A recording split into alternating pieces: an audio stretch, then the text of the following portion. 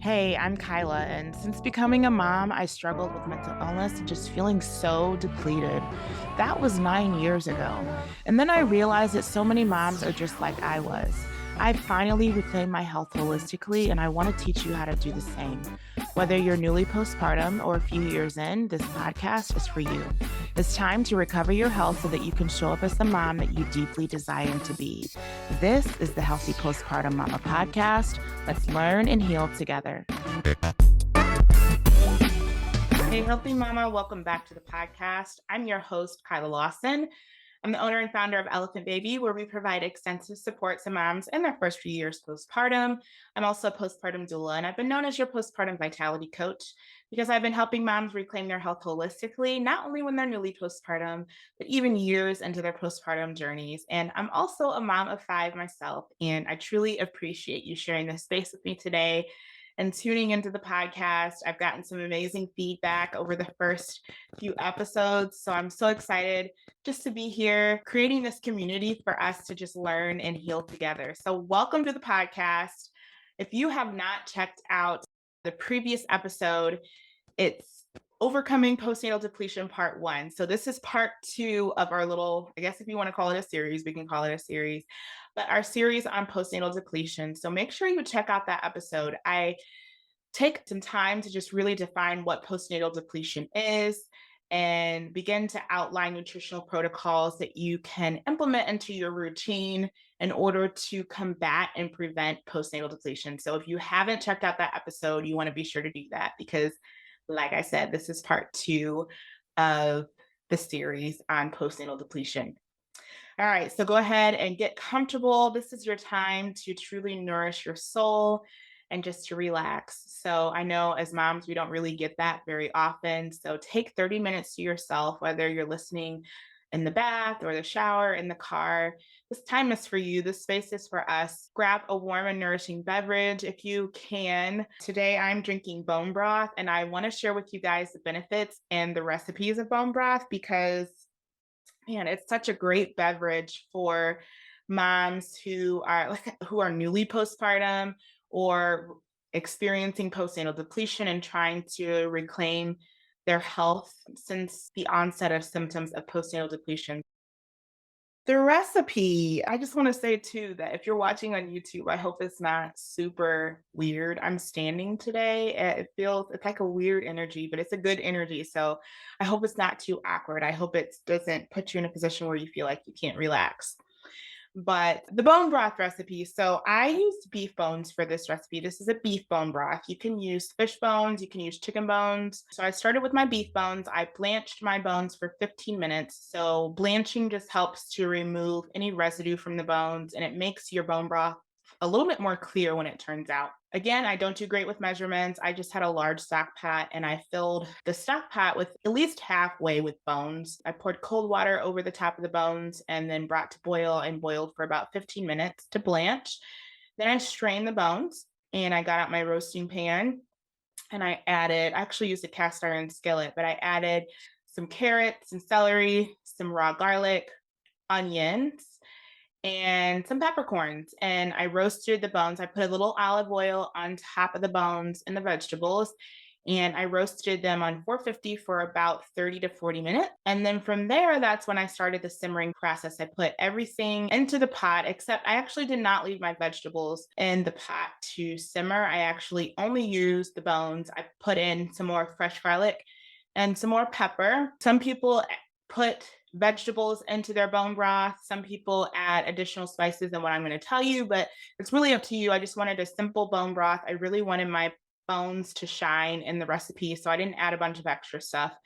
But you can add a couple of cinnamon sticks, some apple cider vinegar, and bay leaves and star anise. And then you're just going to simmer that broth. The longer it simmers, low and slow, the better. I actually simmered my broth for 36 hours and it turned out beautifully.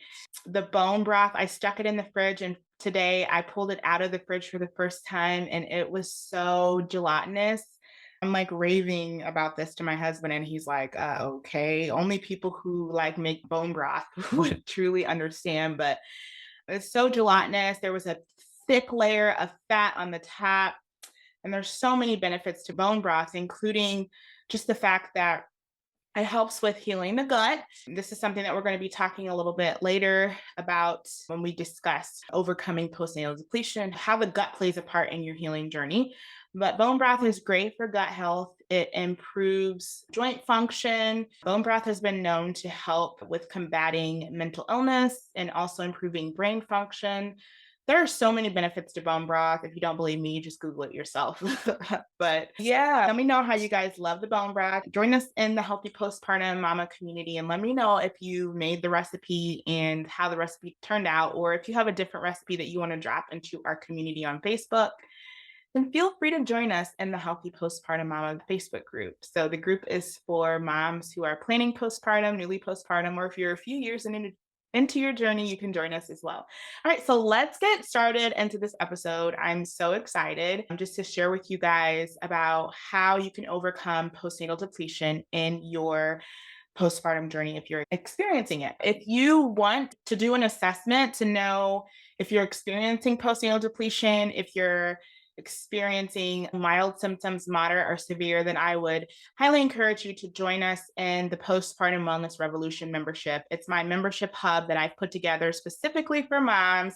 A lot of what I'm talking about on the podcast is in the membership, but the membership is a great resource because I've put together some video recordings and divided them into lessons that you can watch at your own pace, relevant to moms who are new in planning and then moms who are a little further into their journeys. So I give a lot of information on video through lessons that you guys can have access to. The membership also includes a recipe gallery that you can utilize in order to just access nourishing meals that you can start implementing into your diet. And there's a ton of other benefits in the membership. I'm going to be dropping meal plans, shopping lists, all kinds of goodies, step-by-step replenishment program. I'm excited about it. But if you're not in that membership, make sure that you check it out. Just learn more. I'll drop the link for you guys to learn more in the show notes. All right, let's get started. Overcoming postnatal depletion, part 2. So like I said, part 1, we discussed a lot of nutritional practices to implement, what micronutrients you should be focusing on replenishing, what your macronutrients should look like. Today, we're going to discuss rebuilding your hormones and your energy levels. And as an integration of rebuilding your hormones, we're going to discuss gut health. That's probably going to be its own little segment. There's a lot of things to say about gut health.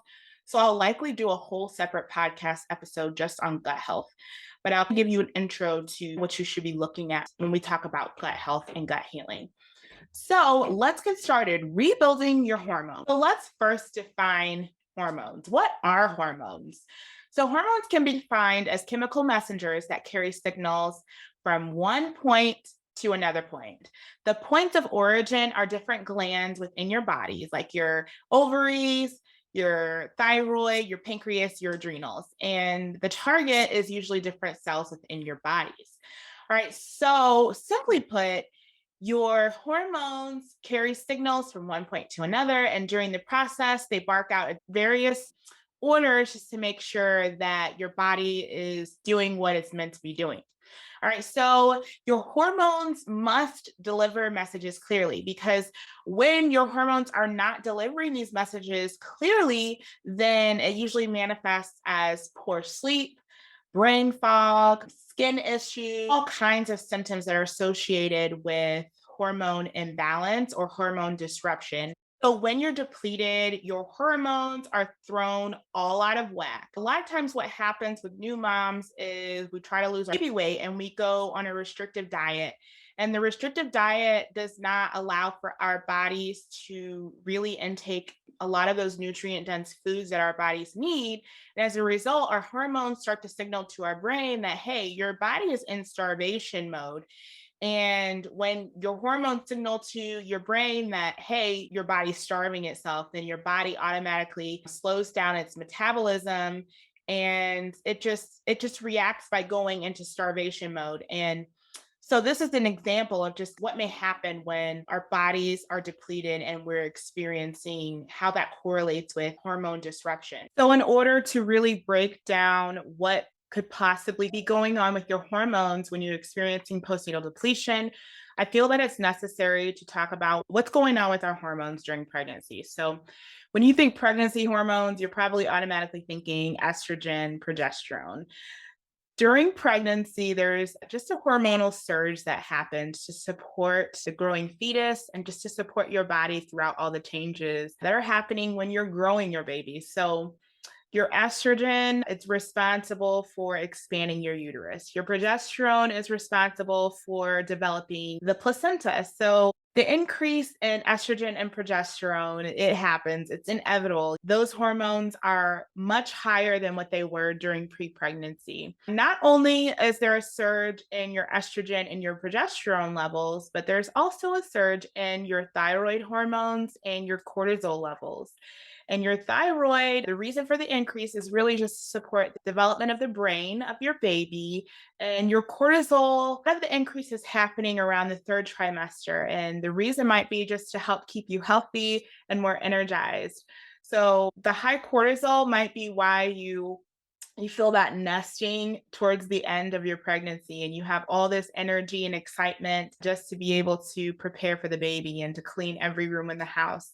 And so it might even be responsible for your thoughts of, I want this baby out of me. I'm ready for this baby to come. We get it, right? Your hormone levels are different during pregnancy.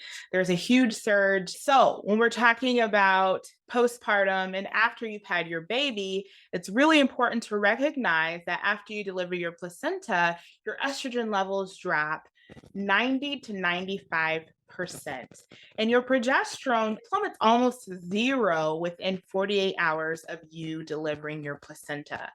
Not only is your estrogen and your progesterone dropping, but also your CRH, which is responsible for producing cortisol within your body, your CRH is also dropping. So if you aren't physically nurtured or emotionally nurtured during those first few weeks postpartum, then your CRH will not return to normal levels. So this is why I always just emphasize the importance of rest and tending to yourself and tending to your needs in those immediate weeks postpartum.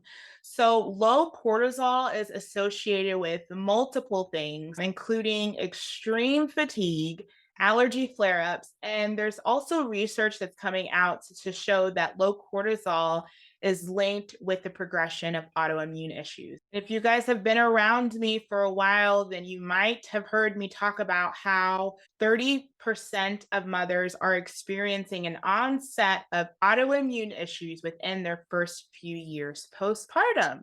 Good question to ask is, could it be related to cortisol, CRH, and other hormones? So, what can we practically do about hormone depletion? As I've said time and time again, the depletion is inevitable.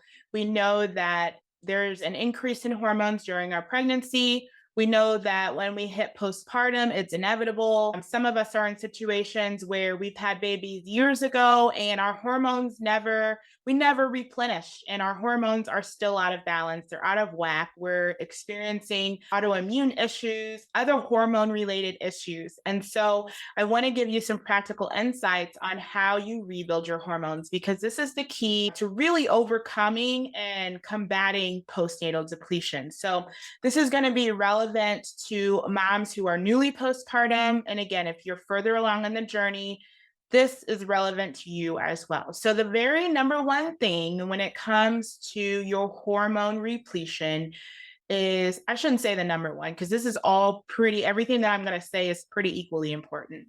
But the number one thing that I'm going to discuss, and if you have not grabbed a piece of paper and a pen, make sure that you do that because you're going to want to write this down. All right, so number one is getting sleep and getting rest. And every time I talk about sleep and rest, I feel like that people who are listening in are probably rolling their eyes like, we're not getting sleep, Kyla. My baby's waking up every 2 hours. Like my 3-year-old, she just started sleeping. She still climbs in our bed every once in a while, but I feel like we first started having kids 10 years ago, and within the last few months, it's been the first time where we have uninterrupted sleep. And my husband might say something different because I pretend to be sleeping when I hear the kids coming into our room, and he doesn't. He'll tend to them. But this is the reality of motherhood, having waking babies. So when we talk about getting sleep and getting rest, like what does that practically mean? I'm so glad you asked. So getting rest practically, and this is, I'm not going to dive too deep into this right now because further into the episode, we're going to talk about rebuilding energy. And that's correlated. That's the same thing. I'm going to give you practices to implement to rest when we talk about rebuilding energy. But getting sleep truly means prioritizing sleep. I 100% believe that we can still get restorative sleep, even if we're only sleeping 2 to 3 hour stretches per night, even if we're not getting 8 hours of sleep in one stretch without being uninterrupted. And it really starts with prioritizing your rest. So making sure that if you are able and you have a newborn, and if you're able to shut your eyes and go to sleep when your baby is sleeping throughout the day, do that. The dishes can wait, the laundry can wait. All of that stuff doesn't matter because look at what's at stake here, your hormone levels, your health, not only your immediate health, but also your long term health. Your health matters. And if you have to choose between doing house chores when the baby's resting and getting sleep, choose your sleep. Okay, because the dishes will always be there.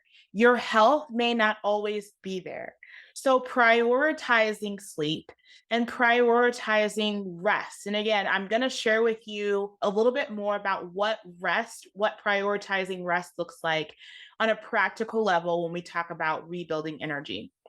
All right. So just to draw this together and put it together, when you put your body in a state to rest, it helps you to get more restorative sleep when you go down to lay down at night. It promotes good sleep whenever you are resting throughout the day, whenever you're doing things to put your body in a state of relaxation and calm. It's helping to balance your hormones, it's helping to eliminate stress, and it's helping you just to promote restorative rest. All right. So, number one was getting good rest, getting good sleep, and prioritizing sleep. All right. Number two, when we're talking about lifestyle changes to help you improve your hormones and just to balance your hormones, all about diet. Now, if you missed last week's episode, I would recommend you again go back and listen to it because I talk all about diet. I also talk about this in the membership. I give you a full guide to hormone recovery and a full guide to what you should be eating, what you should be eliminating, all within the Postpartum Wellness Revolution membership. But improving your diet and focusing on eating foods that are whole foods from the earth, eliminating processed foods, including fermented foods into your diet to help to establish your gut microbiome, drinking nourishing beverages, improving your diet is really a huge foundation in restoring and rebuilding your hormones if you're experiencing or combating postnatal depletion. All right, another thing that you can do to rebuild your hormones is to simply move your body more. All right. So this means going outside and taking a walk. Or for me, a lot of times what that meant is just simply stretching. Stretching felt so good. It still feels so good to me at times. But sometimes I think to myself, ooh, I have to exercise. I got to get a workout in, or I have to do this. But sometimes I'll intentionally just be like, I'm going to spend 15 to 20 minutes stretching.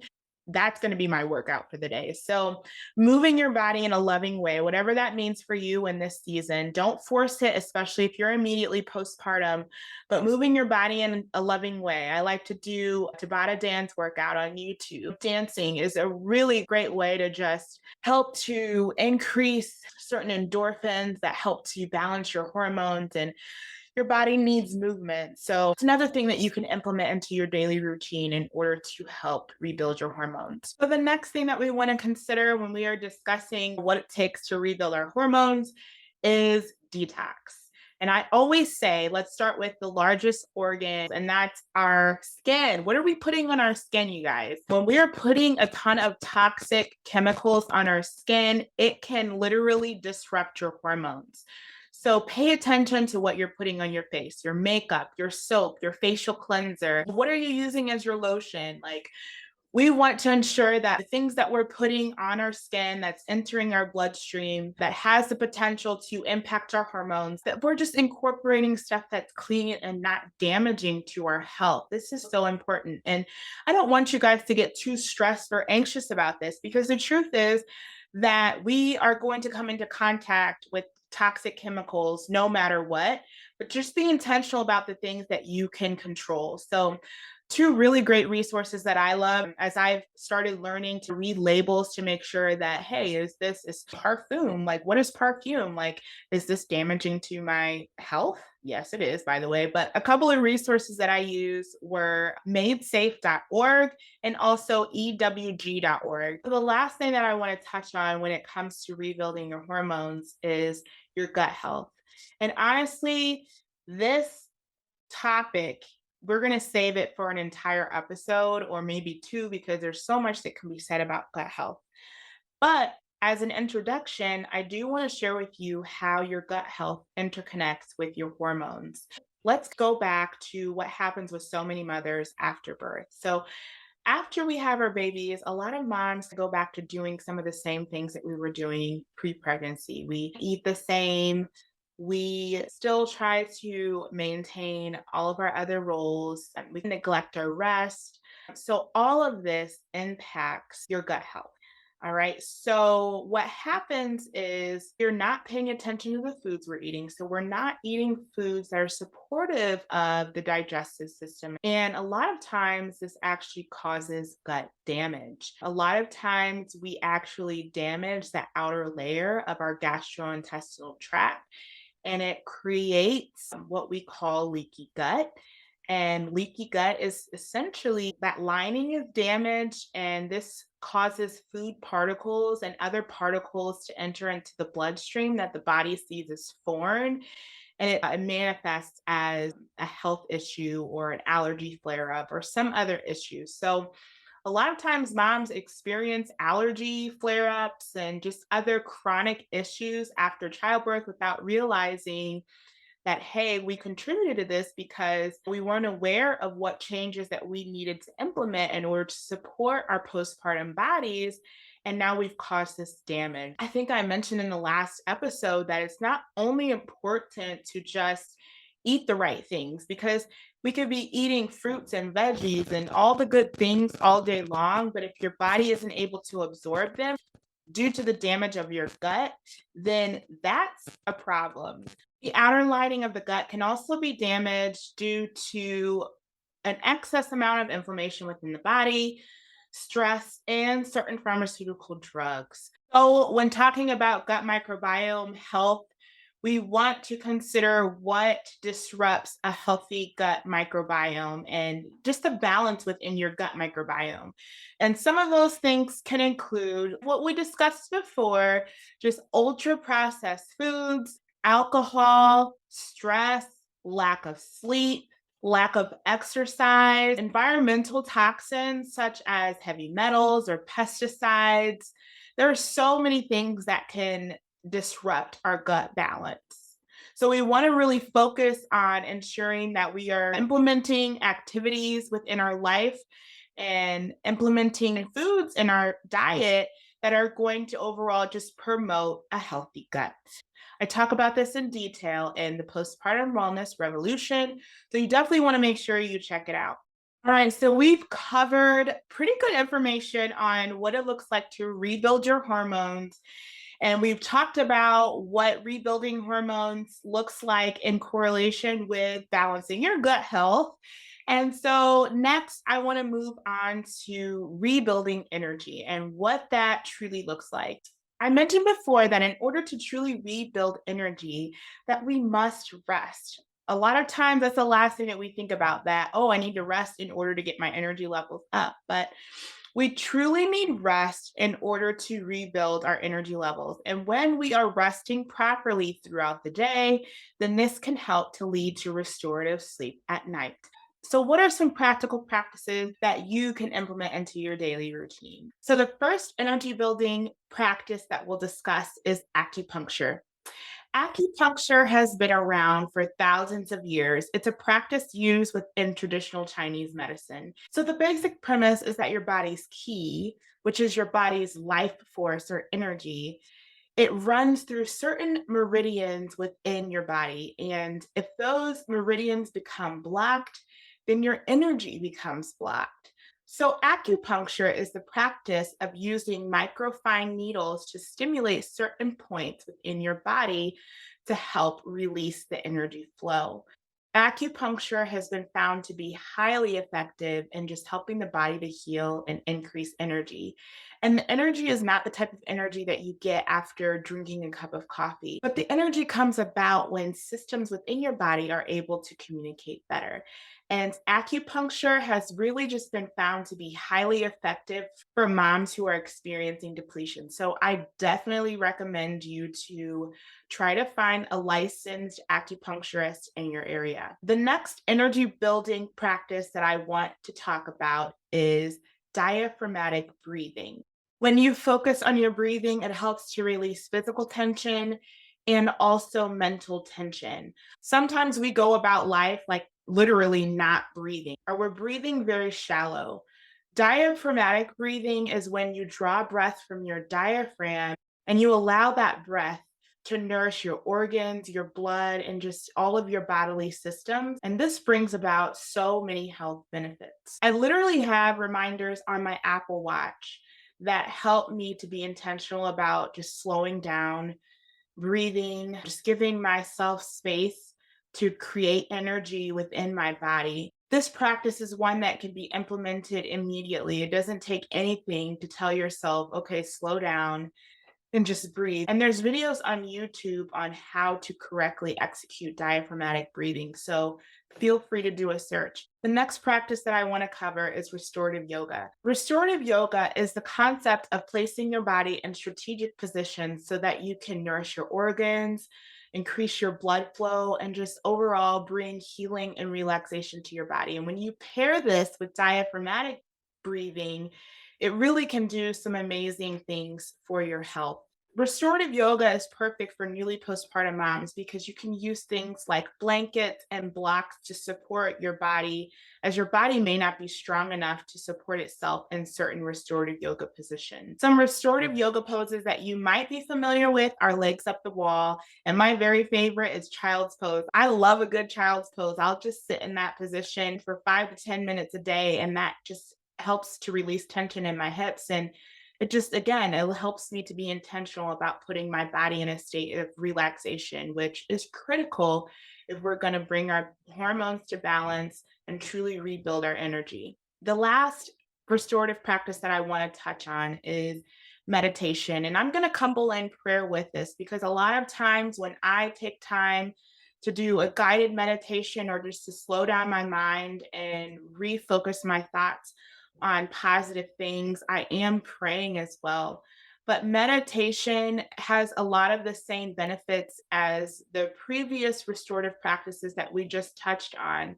And really, what I want you to take away from this is that it's so important for you to put your body and your mind in a state of relaxation. Sometimes meditation can be difficult, especially if you haven't done it before. I like to start with guided meditations. There's an app in the Apple Store called Abide that I really love. It's a guided meditation that's centered around Bible verses. So I love diving into that app. But you can find guided meditations on YouTube. We also have guided meditations within the Postpartum Wellness Revolution membership. There's a whole gallery of meditations that you can access that are specific to postpartum healing and recovery. And then when you feel comfortable enough to not use a guide, I'm not there yet. I have to still use a guide, but you can also just feel free to do non guided meditation as well. The basic concept of meditation just involves you finding a quiet and peaceful space, really focusing on your breath work. And as I'm talking about this, like it's making me want to just like take time to breathe and just to settle in now. But you're focusing on your breath work. You can set your mind on an intention, or you can visualize something that helps you to relax. Your favorite place, like the beach or the park, just something that really allows your mind to focus in. And like I said before, I often couple in prayer with my meditation, especially if I'm meditating on a scripture or a thought that God's given me. I love to journal my prayers or sometimes just audibly speak to God. This is a really great way for me to reset. So, hopefully, you can start implementing some of these restorative practices into your daily routine. Because, like I said at the beginning of this episode, when it comes to rebuilding sleep and getting good quality restorative rest, it starts with the practices that you're implementing throughout your day. As you put your body in states of peacefulness, and when you put your mind in a state of mindfulness, then this encourages sleep when you go to lay down your head, and it helps to balance your hormones. And there's so many other benefits to implementing restorative practices to your day, and it's very crucial for overcoming depletion. So we've touched on rebuilding your hormones. We've talked about rebuilding your energy. And the last area we need to talk about is rebuilding your sleep. Now, a lot of the restorative practices that we touched on when we talked about rebuilding energy is almost like the precursor to rebuilding your sleep. When you practice restorative practices throughout your day, you're automatically doing yourself a favor for overnight sleep. But let's get into some practical things that you can do to rebuild your sleep. The very first thing that I'm going to recommend is to limit blue light exposure a few hours before bed. And the reason for this is that your pineal gland helps to produce melatonin, and any sort of light will confuse your pineal gland and may prevent melatonin release. And that could prevent you from falling asleep. The next thing that we want to talk about is just sleep hygiene. You want to make sure that you're avoiding any rigorous activity 2 hours before bed. You want to ensure that you're avoiding any type of stimulating mental activity. One of my favorite shows is The 100, and I had to stop watching that before bed because it was just so mentally stimulating and it was disrupting my sleep quality. So, avoiding mentally stimulating activities is crucial. You also want to pay attention to what you're eating before bed. Avoid foods that cause gas, avoid caffeine. Additionally, what are you doing to wind yourself down? Do you take a bath at night? Do you take a warm shower? What does your routine look like? Create a routine to improve your sleep quality. We talk about routine when it comes to our kids, but when it comes to ourselves, we have no sort of routine. And honestly, sleep routines can help us to get better quality sleep. One thing that we don't talk about is the space that you sleep in. Is your space free of clutter? Is it a place where you're like, ooh, I can't wait to wind down in my bedroom and just relax and go to sleep? Or does it bring you anxiety when you go to your room? If the clutter and mess in your room is initiating anxiety, that is not good for sleep hygiene. So clear out your space. If there's one space in your home that is a clean, relaxing space, let it be your bedroom. Make it a goal tonight or before the end of the week to just clear out your bedroom and create a sanctuary so that you can truly find good rest. You also want to pay attention to the temperature in your home. The ideal temperature for sleep is going to be anywhere from 60, which is on the very, very low end for me, to 69 degrees. The last two things that I'll touch on, one, supplements. There are supplements that you can take in order to improve your sleep. I give a whole list of recommendations in the Postpartum Wellness Revolution, but something that I just love to incorporate in my nighttime routine is a cup of chamomile lavender tea. Chamomile and lavender are both known for just helping you to relax and just promote good sleep. And the last thing I'll touch on is earthing. Earthing is about giving your body the electrons that it needs in order to thrive. We can get these electrons from the Earth's electrical field. We were not made to spend all day indoors. Our bodies literally need the elements of the earth in order to thrive. So, if this is your sign to get up out of your house, I know we're working from home, we're doing all of these things, and it's so easy to stay at home. And a lot of times I don't like getting out and I have to force myself out, but Our bodies need those electrons to thrive. And one of the ways that we can do that is simply by walking barefoot on the earth's grass, putting our hands in the mud. If you're nearby a beach, then I would encourage you to walk on a beach or let your body and your skin feel natural waters. Just do whatever that you can in order to feel the earth in a way that your body needs. I hope that this podcast episode has been beneficial for you. I've given out a ton of information. So if you need to go back and rewatch and retake some notes, that's fine with me. If you want to continue this conversation, make sure that you head into the Healthy Postpartum Mama Facebook group. I'll be sure to drop the link in the show notes. You can also join us in the Postpartum Wellness Revolution. It's my very own membership that I've put together so that you can have access to the information and resources that you need to reclaim your health. And as always, I'm so excited for this community that we're creating where we can learn and heal together. I'll see you on the next episode.